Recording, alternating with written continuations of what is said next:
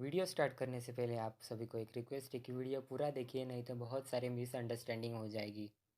आजकल social media पे लोग नेगेटिविटी ज़्यादा फैला रहे हैं और कुछ लोग अपने ही लोगों के बीच में कंपैरिजन करवा रहे हैं।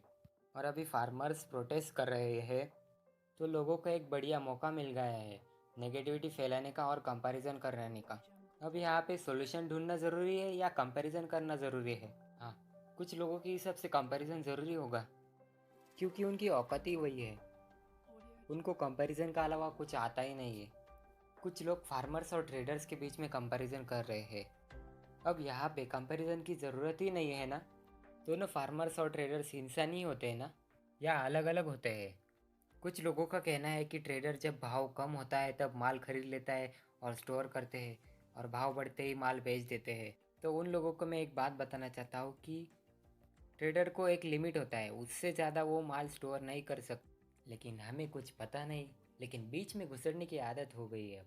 और कुछ सरकारी लोगों का कहना है कि जब फार्मर्स के पास पैसे नहीं है, कि माल को भाव नहीं मिल रहा है, तो प्रोटेस्ट के दौरान वो इतने अच्छी अच्छी गाड़ी या अच्छे अच्छे कपड़े पहन के कहाँ से आते हैं? क्यों भाई? फार्मर्स इंसान नहीं होते? वो नहीं पहन सकते अच्छे अच्छे कपड़े? इंडिया में 60 to 70% लोग फार्मर्स हैं।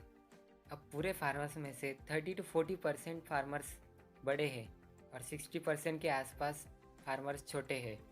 तो उनको कभी फ़ायदा होता है तो कभी नुकसान होता है। लोगों की नज़र हमेशा अमीर आदमी के पैसे पे ही पड़ते हैं। कुछ फार्मर्स अमीर होते हैं या कुछ ट्रेडर्स अमीर होते हैं, और कुछ फार्मर्स गरीब होते हैं तो कुछ ट्रेडर्स भी गरीब होते हैं। अब इसमें कंपैरिजन क्या करना दोनों में? अभी ये सरकार ने नए रूल्स लाए हैं, तो ये रूल्स फार्मर्स को नुकसान कर सकते हैं, इसलिए तो वो आए हैं ना वहाँ पे। और अगर आपने उन लोगों की बात सुनी होगी जो प्रोटेस्ट करने आए हैं, तो उन्होंने कहा था कि हमें ऐसे रूल्स चाहिए नहीं है। तो सरकार क्यों लाती है ऐसे रूल्स? हमें सिर्फ ऐसे रूल्स चाहिए जिससे सबका फ़ायदा हो, ना कि किसी एक का।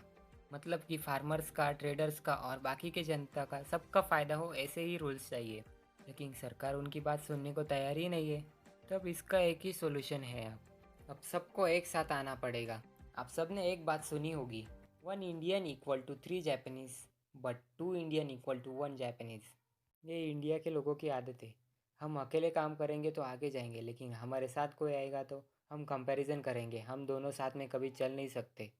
तो इस बार हमें ऐसा नहीं करना है, सबको साथ आना है, क्योंकि कंपैरिजन करके और नेगेटिविटी फैला के कुछ नहीं होने वाला। और आप जो नेगेटिविटी फैला रहे हो, उस बात को कुछ लोग सच मान लेते हैं, इसलिए नेगेटिविटी फैलाना बंद करो। और जिनको कुछ काम धंधा होता है, अपने काम में व्यस्त रहते हैं, वो लोग कभी कंपैरिजन नहीं करते और नेगेटिविटी नहीं फैलाते। अब आप ही सोच लीजिए आप कैसे हैं।